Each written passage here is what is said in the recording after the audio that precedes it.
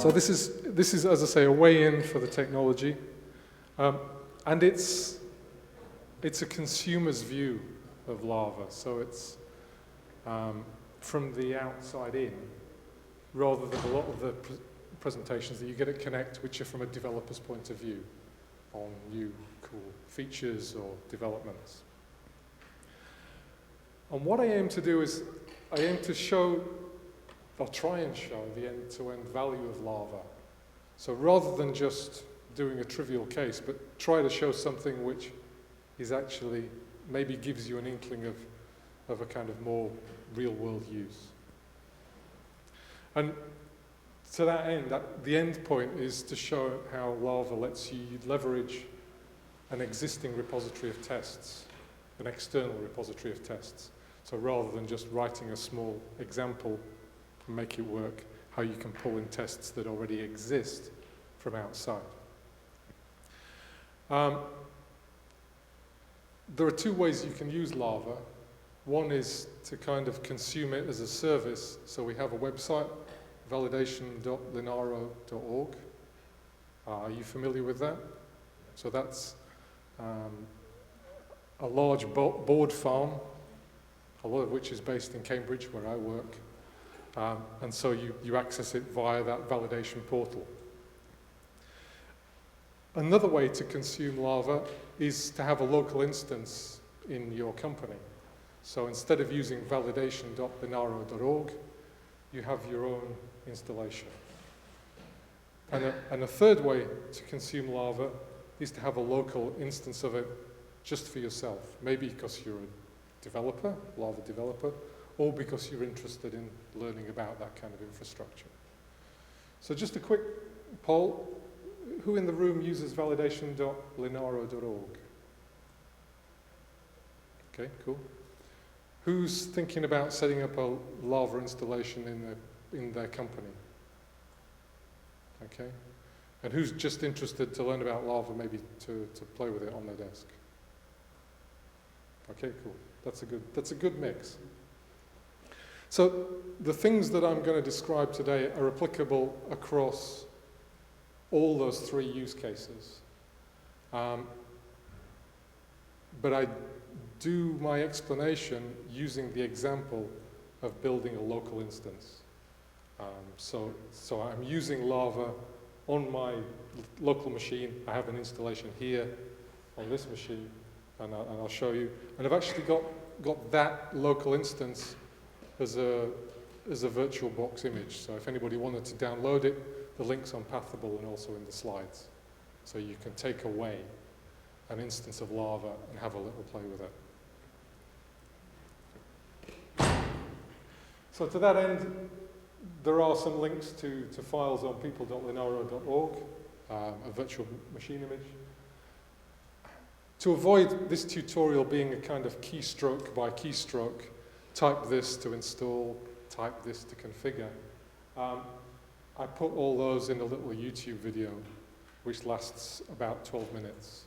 So it's just a very concerted walkthrough of downloading the package, what you type to configure it, basically how to replicate the steps that I used to build the virtual machine. So these links are also in your Pathable invites, and obviously when you get the slides, you'll have access to the links. So I have to start with a bit of kind of, tutorial, put everybody on the same page by way of terminology. So Lava stands for the Linaro Automated Validation Architecture. There's a link to the Lava wiki there. There's a lot of online documentation for Lava. What it is an automated system for deploying images, bootable images, to real or virtual targets. So it sits between whatever is your automated build system and a farm of boards. And it's very Linux-centric. You could use it for booting anything, but it has a lot of Linux-specific intelligence in it. it's a collection of participating components. I don't mean that as a negative. What I mean is it's not monolithic, which is a good thing. It's not monolithic because it needs to be scalable. And so if you look at the internal structure or the internal organization, there are some parts that can be replicated to make a very big board farm like we have in Cambridge. And it's also evolving. It's an actively developed project within Linaro. So there are new versions of some of the components that I'm going to talk about in development, and they will evolve with features. So it's for scalable automated validation, and we use it in Linaro to test the kernel on all the supported boards we have every day. And in a development flow or a development environment, it would be part of your commit, build, you'd have automated build, and test. So test deployment would be Lava.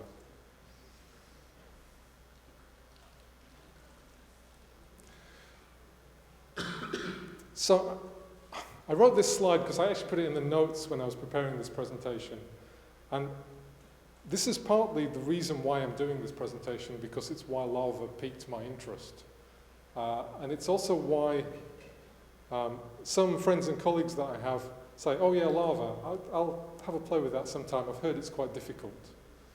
And so I tried to work through this, and I tried to give it a bit of a bit of slack. So the quirks I tried to work through. And this is kind of, if you like, my impression at the end, and why I was kind of quite keen to go out and maybe evangelize this a bit. And it is that Lava contains a lot of implicit, i.e. not particularly highly explained, smart features that surprise you. If you work right to the end, you go, oh, okay, I know why they do that now.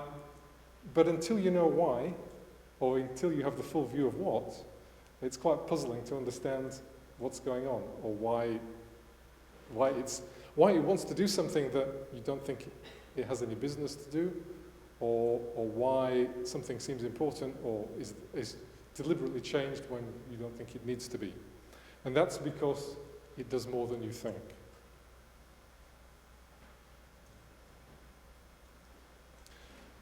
So this is it's kind of one picture of Lava, and this is a picture of, so I mentioned you can deploy Lava in a huge board farm or a single instance on a single machine. And this dotted line is a single instance. So this is sort of like a small installation. So what you have, as I said, it's a number of components, a couple of the important components. There's an element called the dispatcher.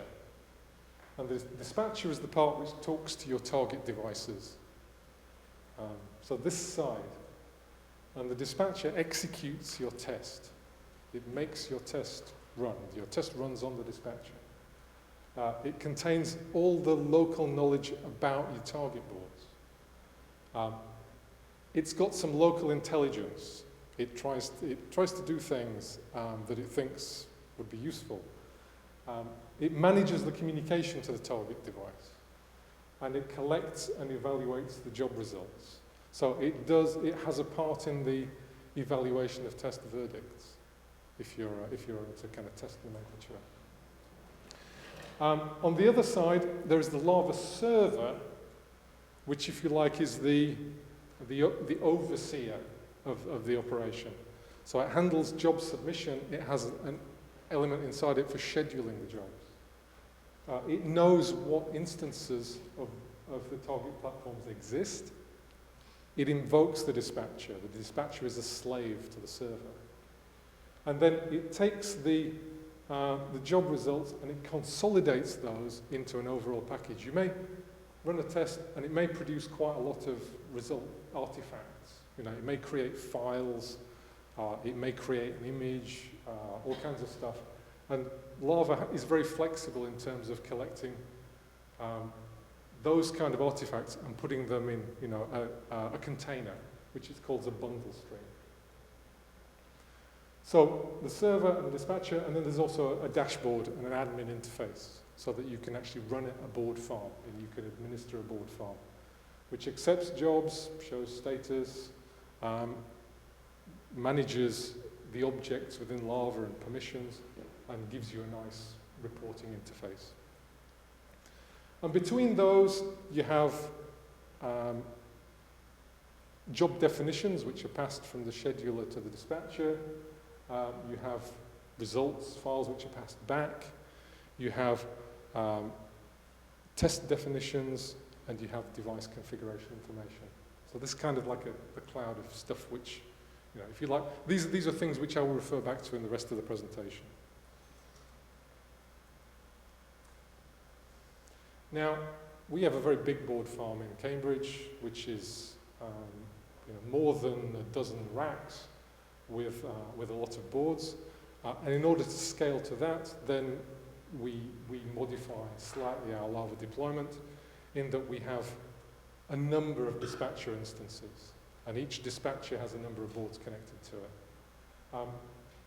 So that means that we can have a board farm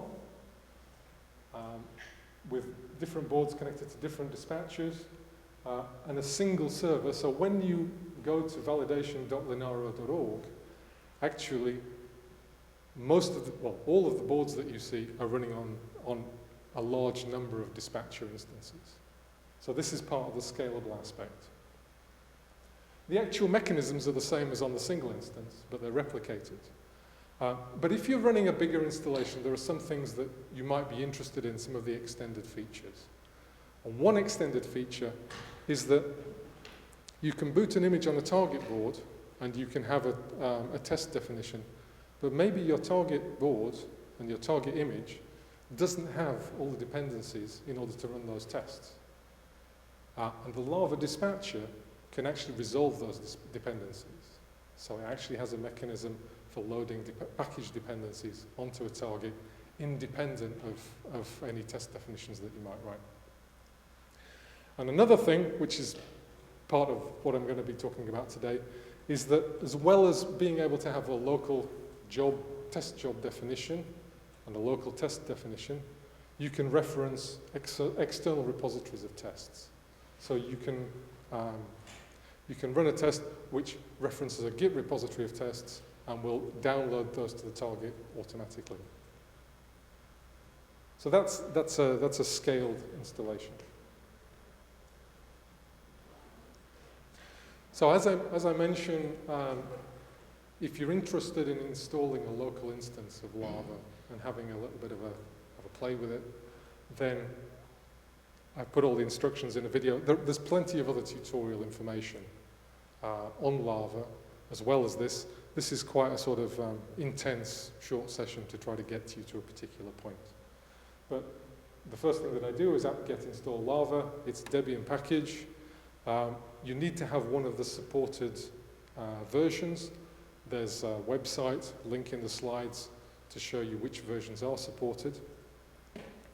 And installing the Lava package will give you everything that you need for a single instance of Lava. And it's a Python package, installs under userlib Python.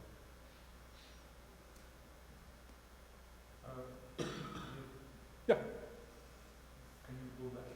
Of course. So To that? Ubuntu for 15. No, the next one. Sorry. So Ubuntu 14.4 and 15.4 and 14.10 are the recommended Ubuntu versions. What will happen if I install it on the 12.04? These are the supported versions from the Linaro Lava wiki. If you run it on a different version, that may be a more detailed support discussion that you might want to have. To give a short thing about it. Ubuntu, 12.05, if you try to install on it, it doesn't have Django 1.6 plus. So Lava is dependent on features of Django 1.7 and above. So there'll be some features missing, and you'll have a nightmare installing it on 12.04. The same thing with 14.04. We do support it. We try to make it work with transparently, but there are some glitches on 14.04. It is advisable. Though we have put up on the documentation page, we advise to have it on 14.10 and above. Thank you very much.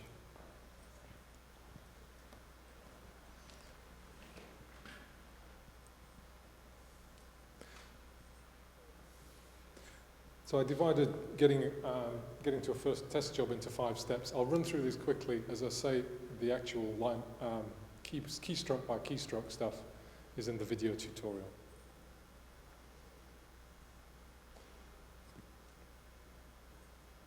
So configuring the installation,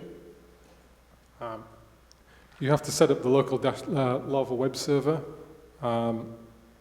You have to add a second network interface to your virtual machine if you're using a VM. And you need to create a local admin account for Lava. There are a lot of other admin features. There's a whole admin interface. You can create access tokens for users, manage permissions, and you can create bundle streams for consolidating results. For a simple boot test, though, to get to your first job, you don't need to do those initially.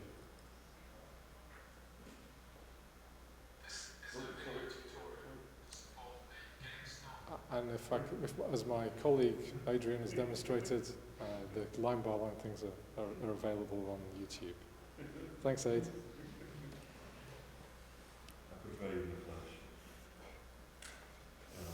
Every straight man needs. So, target devices. There are lots of pre-configured target devices in Lava. There's a reference to where the device types are kept, and you can use those as a starting point for customizing an existing device or a guide to write your own configuration. A question which comes up through the field, and I guess maybe there are people in this room who can answer it better, is what the minimum target device requirements for Lava. And I've heard people answer that question in subtly different ways, and this is my interpretation of the answer, which is you need to have a console interface which Lava can see. You need to have some repeatable way to communicate an image to it. And you need to be able to reboot under software control, either power cycle or some other mechanism. Now, if there is anybody from the Lava team who wants to comment on that, they're quite welcome. I think that's pretty much. Okay, that's because I sit near the guys in the lab, so I get to ask them that question on a regular basis. I think there was one requirement that sort of said that, well, maybe it's not a requirement for standard users, but in the Lava lab you have to, a requirement that when you power the board on that it auto boots. I think that was a requirement as well. But you've got reboot under software control, which is a bit like that. You're right, and that's because that's a good point. Because what I say reboot under software control, but if you power cycle a phone, for example, it doesn't necessarily boot to an image to boot to a point where you can reflash it or whatever. Yes. So yeah, there are quirks. So I'm talking about device configuration. So this is the configuration for AH64 QMU. If you're familiar with QMU, then these options will look reasonably familiar to you. The bit I put in red is actually I modified my local configuration so I could have a very simple image format, which was a single partition. And I'll talk about that in a minute. But in preparing a sort of tutorial material on Lava, quite often new users, they get a board and they think, I'm going to learn about Lava and I'm going to integrate my new board into Lava at the same time. And what I would suggest, if you want to take away one thing from this tutorial, that it might be to actually split those two things.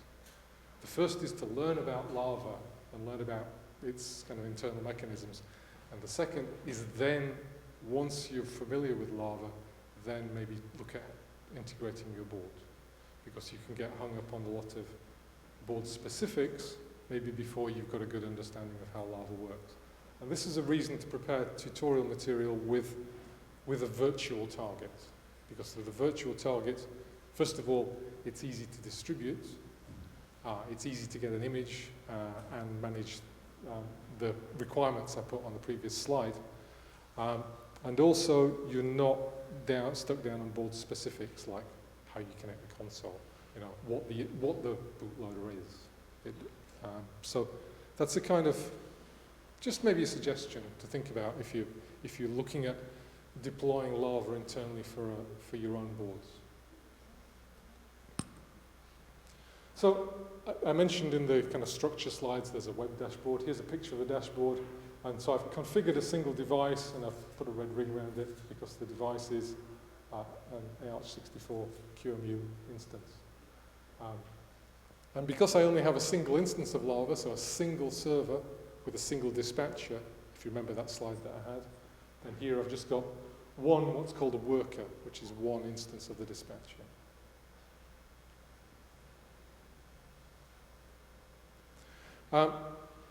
So the next step on my 5 steps was acquire a bootable test image. And this section is not about how to build a kernel or build a root file system, because that's a bit out of scope. So I'm assuming that you have or you can get a kernel, and you have or you can get a root file system from the downloads page of the Linaro website. But what I am going to comment on is a note on the image format. Remember that I said that Lava likes to do some surprising things that you may not know implicitly. One thing that I came across when I was preparing this tutorial is that qemu can boot from all kinds of crazy stuff, including raw images. It's got its own qemu image format, and it's very flexible. But a lot of those formats you can't mount, or some of those formats you can't mount with mount. And the Lava dispatcher, you might think, well, I'm just looking for you to deploy images on a board farm. So I'm going to give you an image and you go put it on that board and boot it. Why do you care what image format it is if my board understands it? And the reason is that the Lava X dispatcher wants to mount your image. It wants to mount and probe your image, and this is kind of hardwired into its platform configuration to look in that image because it wants to do stuff. And that stuff is very useful, but when you're just getting started, it's not obvious why it would want to do that. So whenever you're getting started with Lava with a particular piece of hardware, it's worth bearing in mind that not only your board needs to understand your image, but if the standard Linux tools understand your image as well, then Lava will be able to use it. And so one of the things that I was doing when I was setting this up was playing with the format of my image and the format of what was expected by the ARch64 device in order to make that easy.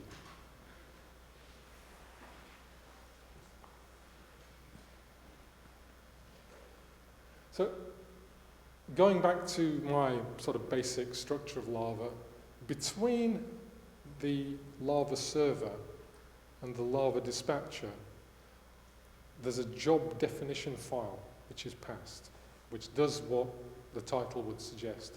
It defines the test job. And so there's a job definition which is a list of actions that you want Lava to carry out as part of a test job. So it's got a header that tells you the job name. It's got some global parameters. It tells you the device type and the target. And it has, minimally, it would have a couple of actions to deploy an image and then boot it. So that would be a simple boot test. If you actually wanted to run a test definition, then you'd have to have a test shell command, and then you'd have to submit those results afterwards. So it's a simple, relatively simply structured file. Here's an example, and this is a kind of minimal job file. So an identification header, which I put in purple. Sorry for the colors. I couldn't really think what to. In fact, some of those colors are actually different, but they come out the same. Just, I guess, because of the interface to the projector. So you have an identification header, which tells what kind of device to run the test on and the name of the job. And then you have an actions section, which is the red brackets. And I've got two actions. Deploy the kernel, where I tell it what images, I tell it login prompts, I tell it the kernel image and the rootfs image, and then I have another action which is boot down and get boot to and the end image prompt.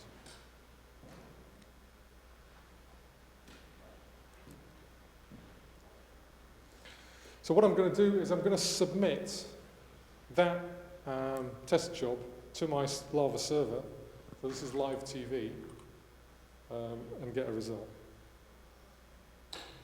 So this is my virtual machine that I'm running. So it's a Debbie and Jesse image using VirtualBox. Here's my Lava dashboard. And here is my boot test file. Obviously, if I'm doing this cut and paste and I miss a bracket off the end, then you'll know about it, and it just won't work. So from the drop down, you can actually submit the job from the web interface. There are obviously command line utilities as well. So that's that test job with two actions pasted into the web interface, and it even validates the JSON to say that I haven't forgotten to paste one of the brackets, which is useful. And I can hit submit on that, and it tells me that job submission successful, job with ID 45 has been created. And if I click on 45, it tells me that it hasn't finished on the far side, which, okay. So what it's doing now is it's booting my Arch64 qemu image, and it's going to deploy a kernel image and a root file system, and it's going to boot it to the prompt that I told it needed to get to.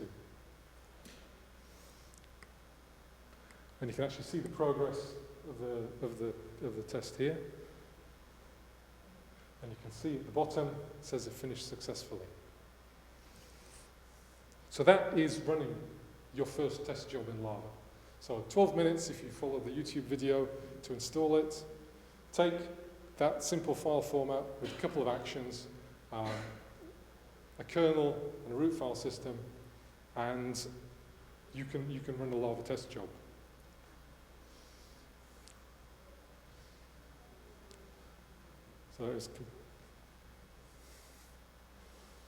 So you see that line, boot Linaro image is finished successfully.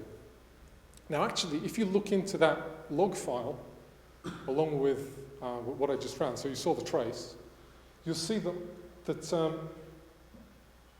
there were actually quite a lot of things going on there. And the interesting stuff is at the bottom, is that Lava didn't just boot that, it probed the file system, the free space, and the network. So it actually went and looked to see, is this system real? Is this system actually working? Which is quite neat, just for a boot test.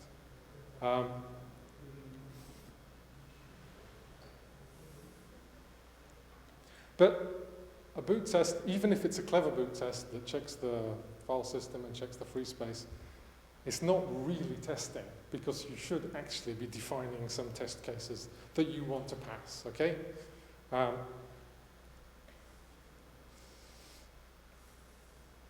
So if you're doing proper testing, you need to have test cases, you need to parse the output of those tests, you need to reach verdicts on whether the test passes or failed. And in Lava, we need to do two things. First of all, we need to create some sort of container for test results, which Lava calls a bundle stream. And that's as simple as going to the administrative interface and kind of clicking the add button. And then writing a test description file in a syntax called YAML. And then the third thing you need to do is you need to extend the job definition file to reference that YAML test description.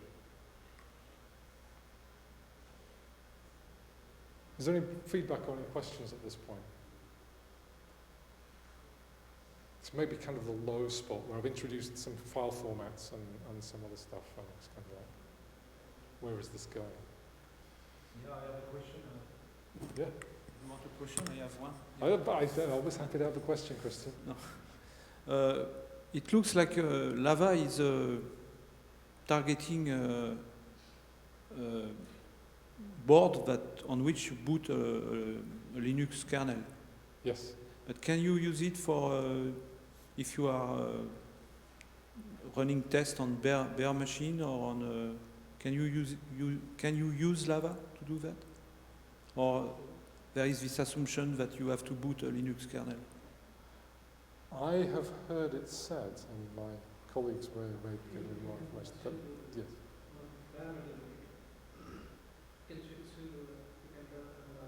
We have device types of, say, dummy host, which runs on the bare metal machines. Okay. So, I mean, there are different device types. On x86 machines, we have dummy hosts, and we also recently added like Docker kind of hosts, like LXC devices, in order to run tests. Okay. Thanks. So I've got to add a test shell and a submit. So basically, to add to the job definition, here is a test definition, and here is what I want you to do with the results. So Lava has this concept of bundle streams, which actually is a sort of named container to put the results in. They're interesting because you may want to manage the access permissions to bundles. You may want to consolidate, a particular thread of tests, test images and test devices. You may want to put all their images, all the test results into one bundle stream. But if you're running it more interactively, you may want a private one, or you may even want one that's just called junk that you never look at, which is just where you might run a boot test. And it's referenced in the submit results action of the job file. So the most important thing about this is a test definition. And it has a couple of elements. It has some metadata describing the format, the name, the description, and a version number, and then test steps, one per line. And then there are some optional features where you can specify how to resolve packages on the target. Remember that I mentioned in the big scaled system that local dependency resolution was a feature of Lava. This is where you set it up. And then also you can specify some custom parsing of the test output in the YAML. It's not a very flexible language to define your tests, but it doesn't have to be, so I will go on to explain a little more. Before anybody starts to go, oh, I now have to take all my existing test definitions and rewrite them in this format that I may never have heard of. That is not the case, so bear with it. Can the results be reported? Do I have to use Lava to display the results, or can those be forwarded, post-processed, and to some other location? For example, we may have internally some system that creates, fancy graphics for management to show passing, failing tests.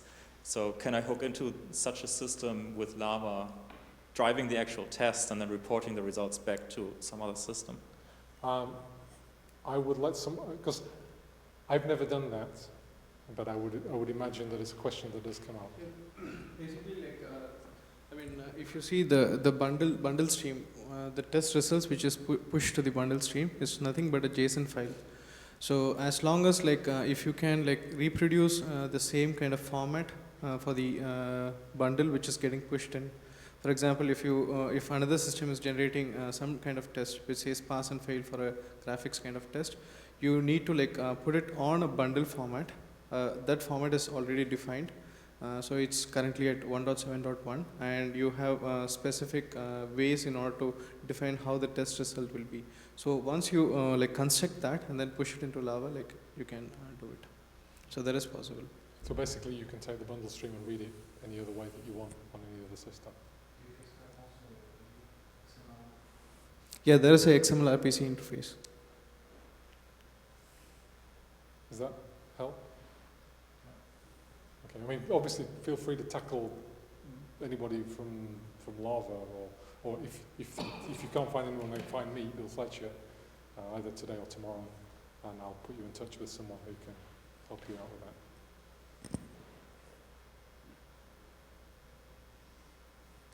So I wrote a very simple test definition, which is that metadata and one test step, which runs a shell command on the target, and the actual result of this test is the return from that test. So Lava test case, this particular syntax says, run this, this shell command, and then give me the return value. Now, just one interesting quirk, another interesting quirk of Lava, is that this test definition resides on the host. It has a single step, but Lava compiles it into a shell script and injects it into your target at boot time. Now, my qemu instance doesn't have any network functionality, so Lava opens up the file system instance and puts in the test definitions before it boots, which is another reason why it needs to understand your image format.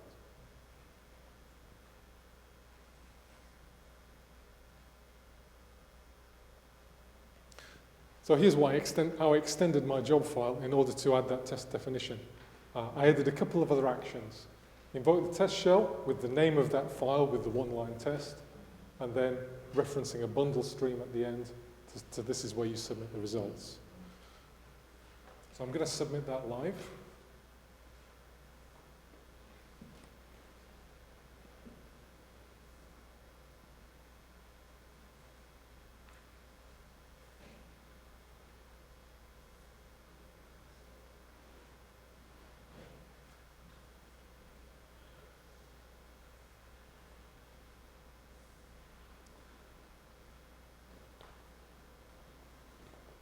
Okay, it's valid.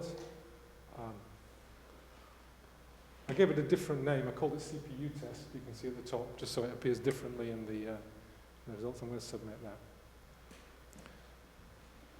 Now, this is actually going to take a bit longer to run, not because my test is in any way, particularly heavy, but actually as part of the gathering of results, there's a timeout, and so you'll actually see if you look in the statistics that this test will take sometime over a minute to run before you get the results. So this is the same interface, waiting for it to go from not finished to finished. And I'll talk for a bit because I know that if I just sit here hitting refresh, then you'll get bored and I'll get embarrassed because it can take an interminable amount of time when you're standing in front of people to wait for something to finish. In fact, my worst encounter with this is running this same thing over a Google Hangout on my local machine. And I did this live, and it took about 8 minutes to finish because, of course, 90% of my CPU was doing the Google Hangout. But somehow you can't rationalize that at the time. That was kind of quite a long 8 minutes.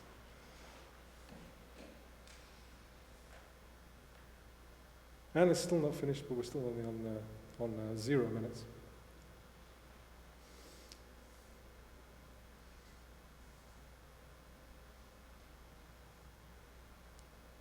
I hope I haven't got the demo bug.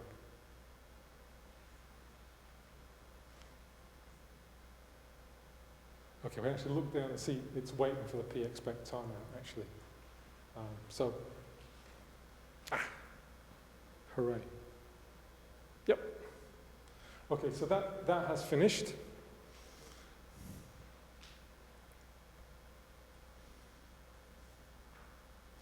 So what I did was I actually did what I put on the slide, just live just now. So actually, if you open the bundle stream, you'll see a number of things. First of all, you'll see a line Lava results, which is basically the steps that our boot test did. So we already had that. But then you can see that I actually had this, my YAML test file, did one test, and it passed. And if you click on that in the, if I just refresh this, it gives me a link to the results bundle. And there's the same thing that I showed on the slide. And if I click on here, it'll actually give me details of the YAML file that I ran, which was that simplistic one-liner.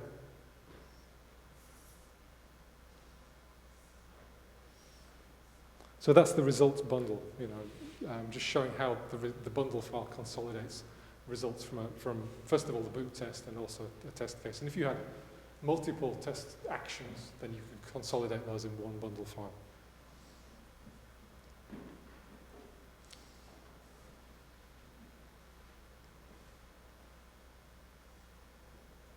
Now, I mentioned that YAML syntax is not particularly friendly or flexible.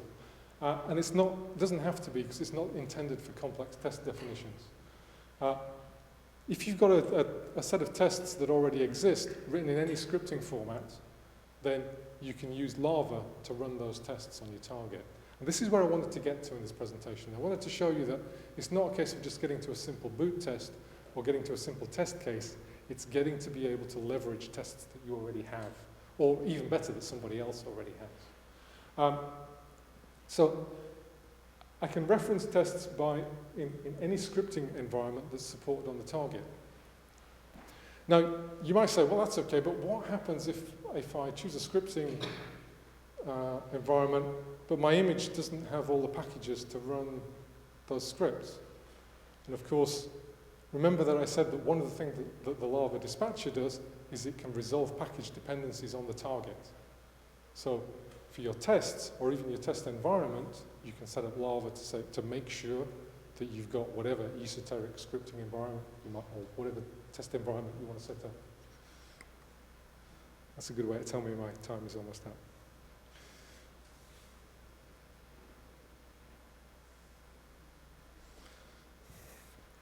And actually, if you look at the syntax of the job file, there's a test def repos parameter, which gives you a hint at how this might work, which is actually that you can get Lava to preload from a remote Git repository, not just a top-level test definition file that might just be the launching point for a huge test suite that you have, but also underneath that a directory of all the files needed to support that.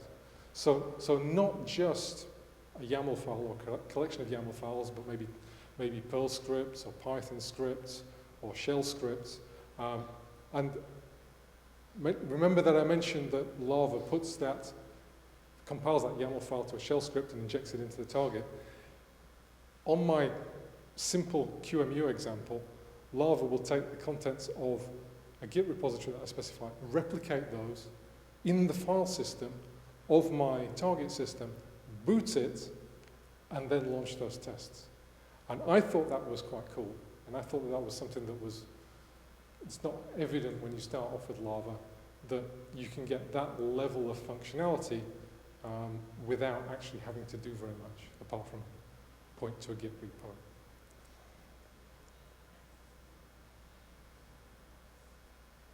So my final example is taking that job definition file and putting a Git repo from git.linaro.org from our own QA department and their test definitions, and taking one of their YAML files, which is basically just an entry point to a simple test, kernel version YAML, referencing that based on this very simple instance of Lava that took me 12 minutes to install, so that I can take a kernel and a root file system on a target. I can take Linaro's own QA repository, and I can start to take those tests and run them on a target with quite limited functionality in our network, but boot those tests and run them. And I'm going to try this live.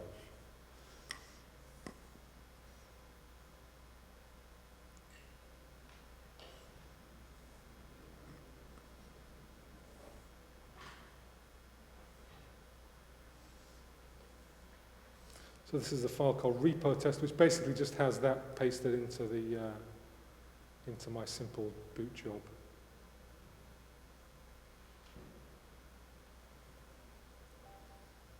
So I'm going to take that, and like I did before, I'm going to submit this job to the scheduler. So you can see that that line, git repo, git linaro.org. It comes over as valid. I'm going to submit that. I'm going to cross my fingers, job ID number 47. And then I'm going to wait patiently for this to complete. So what this is doing now, it's not my YAML file with that one line run a command. It's someone else's YAML file in a Git repository, probably in Cambridge.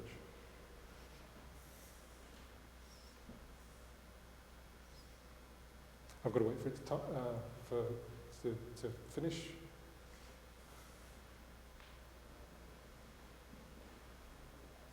And a minute is a long time.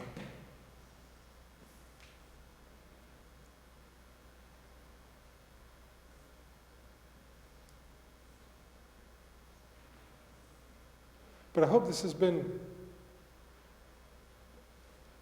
at least maybe piqued your interest, or made you think that Lava is doesn't just exist to frustrate your efforts to get to grips with it, or that maybe you'll get around to it at some later point, but maybe just to move up your to-do list a little bit. Okay, it's just got a timeout on that p-expect. Yeah, of course. So during the demo, you already done a couple times. You just cut the file and just copy it and paste into the window. Why they couldn't just do the button, upload the file from the local host, and you don't need to do all those actually? Yeah. In fact, if you were building a Lava test facility, then you would not do it using the web interface. The reason that I'm doing this is just because it provides me a way to be interactive in the room, or it lets you try out something. But you would use the Lava scheduler has a command line interface. So you would not necessarily use this for job submission. I'm just demonstrating. It's just a convenient way for the interactivity is a bonus, not a new requirement for interacting with Lava. Does that help? Yeah. Okay. So basically, you're saying actually that forget about the button. So you typically just call actually some utility. Exactly. Yes. Yes. For any practical use, you would not do it this way. It's probably yes. I will update my presentation accordingly. Thank you. Okay, but that was very useful because it's given it time to finish. So if I refresh this, there's my results bundle. And this is a result from a test file on that remote Git server, which is run on my target, locally to this instance of Lava, in my results bundle. And you can click on the dashboard and see the contents of the file. You can actually see what it downloaded from git.linaro.org.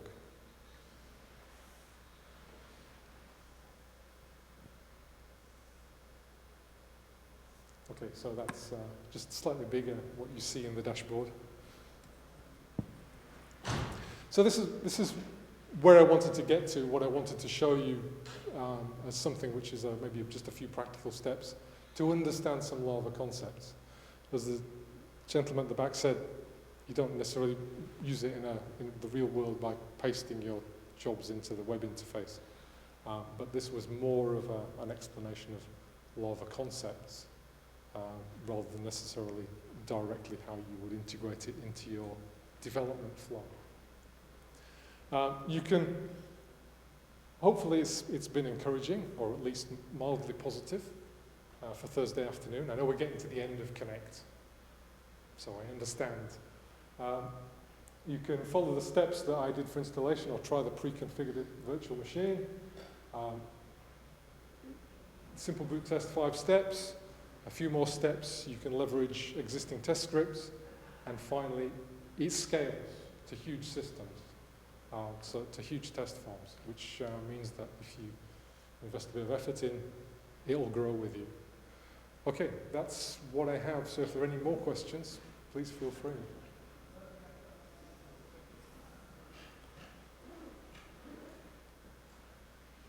Yeah. Mike?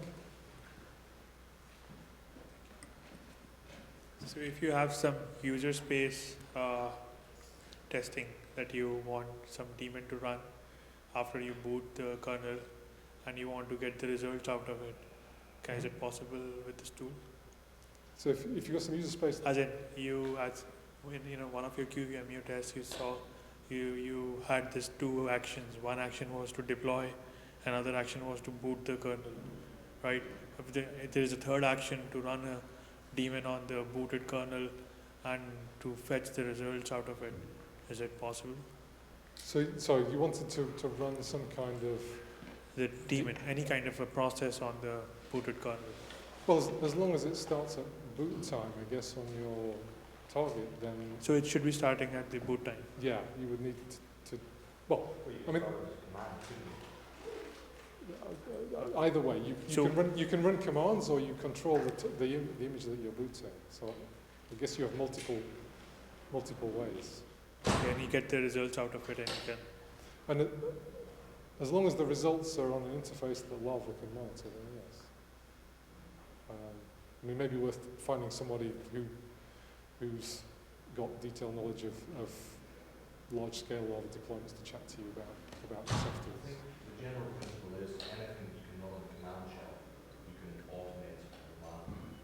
So if you can start a daemon, run a test, and gather the results, you can do this with Lava as well. Okay, that was the question. But I think the question was running tests under user identity. This was the question? My question was that once you boot the kernel in the Lava, first you deploy it. As you see in the qemu, there were two actions. First was to deploy it deploy the kernel. Then it was to boot it, and then basically I was asking the third step. Once you have the kernel booted on the machine, I want to run some more tests on it by running some processes. So how will I get the results out of it? So it's possible as per his comment. Okay, that's good. We don't have time, unfortunately, for any more questions, but thanks very much for your entertainment.